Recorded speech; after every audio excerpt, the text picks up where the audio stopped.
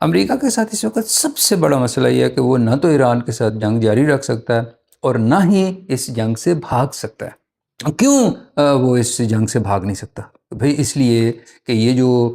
آبنائے ہرمز ہے تو اس سے اس وقت جو دنیا کا کل تیل ہے تو اس کا 25% اور کل جو دنیا کی گیس ہے اس کا 20% یہیں سے اس کی ترسیل ہوتی ہے۔ کل ملا کر اس کے اوپر جو تجارت ہوتی ہے تو وہ اس کی مالیت 600 ارب امریکی ڈالر ہے۔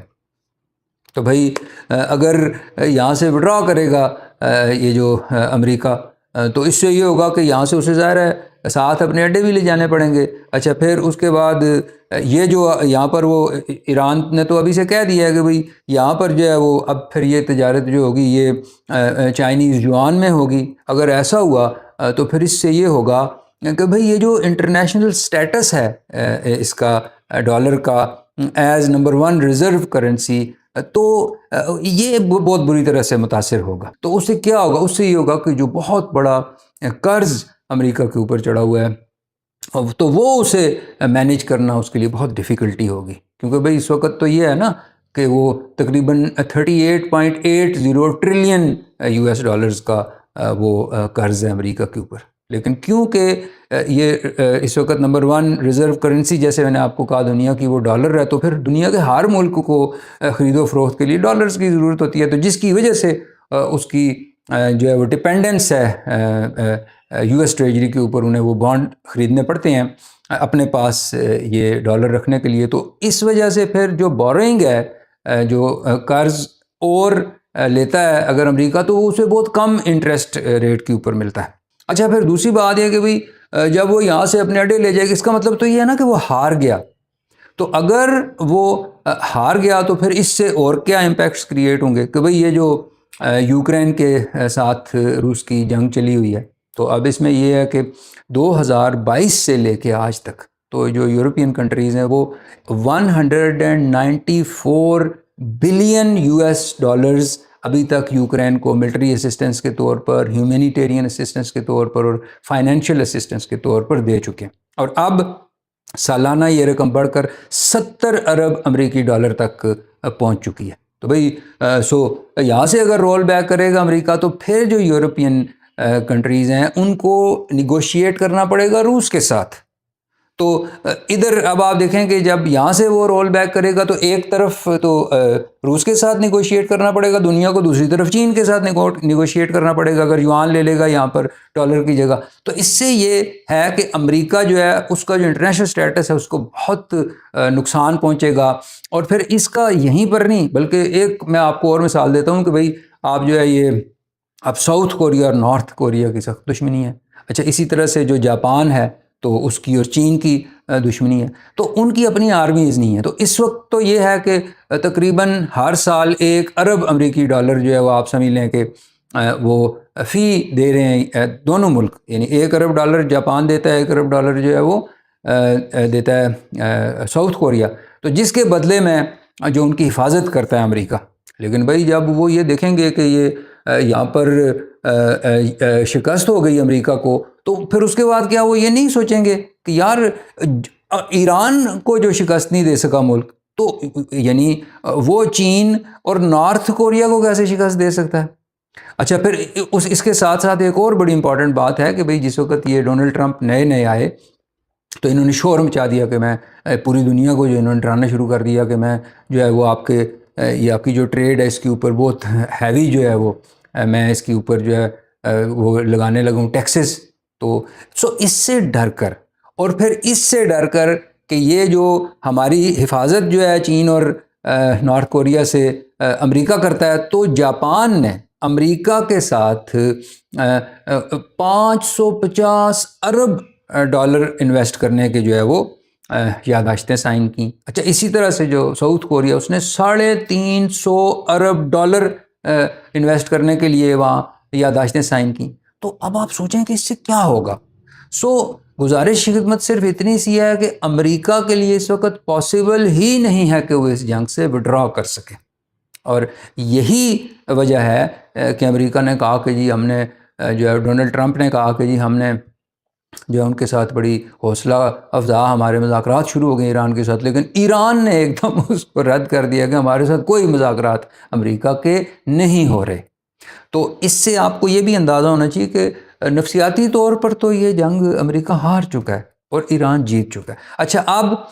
کہ بھائی وہ اب یہ جنگ یہاں سے بھاگ تو سکتے نہیں ہیں اور جاری بھی ظاہر ہے نہیں رکھ سکتے، اس لیے کہ ہر روز آن ایوریج امریکہ کا یہ جو جنگ ہے اس کے اوپر 1 ارب امریکی ڈالر جو ہے اس کے اخراجات ہو رہے ہیں۔ تو اس کے لیے ضروری ہے کہ امریکہ فوری طور پر جو ہے ایک ڈیسائسو بلو کرے اور ریڑھ کی ہڈی ایران کی توڑ دے۔ تو وہ اسی صورت میں ہو سکتا ہے کہ بھئی وہ کرگ آئی لینڈ جو ہے اس کے اوپر قبضہ کر لے، فزیکل پوزیشن میں لے لے اسے، کیونکہ وہاں پر جو ایران کا جتنا بھی خام مال ہے جو وہ ایران فروخت کرتا ہے تو اس کا 80% اس کے ذخائر جو ہے وہ وہیں پر انہوں نے رکھے ہوتے ہیں، اسی جزیرے پر جو کرگ جزیرہ ہے۔ اور اس کے ساتھ ساتھ جو ان کے ملٹری کے جو لاجسٹکس ہیں وہ بھی ان کا سب سے بڑا بیس یہی ہے۔ اس جزیرے پر جب وہ آ جائے گا تو جیسے ابھی اس کے جو 2 بحری بیڑے ہیں وہ رینج سے باہر ہیں ایران کی، لیکن جب وہ اس جزیرے پر آئے گا تو اس کے جو یہاں پر مرینز آئیں گے وہ پھر جو ان کے میسائلز ہیں ایران کے اور ان کے جو ڈرونز ہیں ان کی زد میں رینج میں آ جائیں گے، اور پھر وہ کہاں سے وہ پھینکیں گے؟ جو ساتھ ہی اس کے ایک ماؤنٹینس رینج ہے، زیگرس ماؤنٹینس رینج اس کو کہتے ہیں،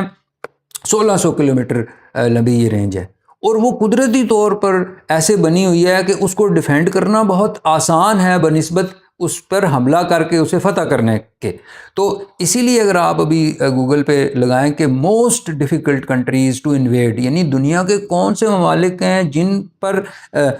فزیکل قبضہ کرنا سب سے مشکل ہے، تو اس میں سے ایک ایران بھی ہے۔ وہ اس کی ایک وجہ یہی پہاڑی سلسلہ ہے۔ تو بھائی اس کا آپ سوچ لیجئے کہ یہ مجھے نہیں لگتا کہ اگر وہ اس پہ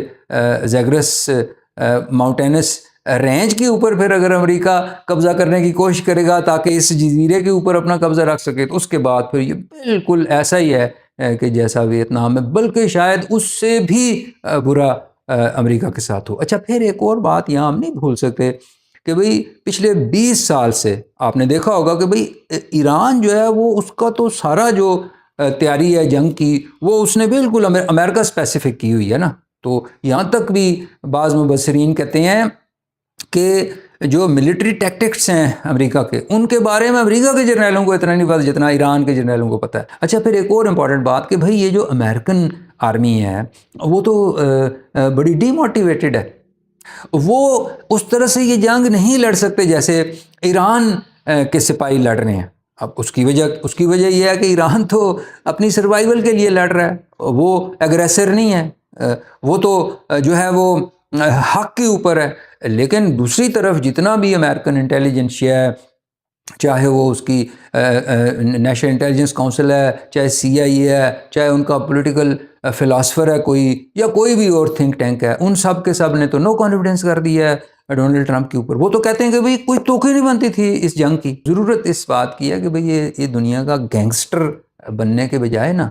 تو کوشش یہ کرنی چاہیے کہ اب دنیا، ویسے بھی دنیا کو اتنے بڑے چیلنجز ہیں، یہ کلائمیٹ چینج، پانی کا بہت بڑا مسئلہ پوری دنیا میں اس وقت جو کراپ اپ کر رہا ہے، اور یہ جو کلائمیٹ چینج جس کی بیک بون اس وقت گلوبل وارمنگ ہے، اس کے امپیکٹس تو ساری دنیا میں سامنے نظر آنے شروع ہو گئے ہیں۔ بھائی عجیب بات ہے کہ ادھر آپ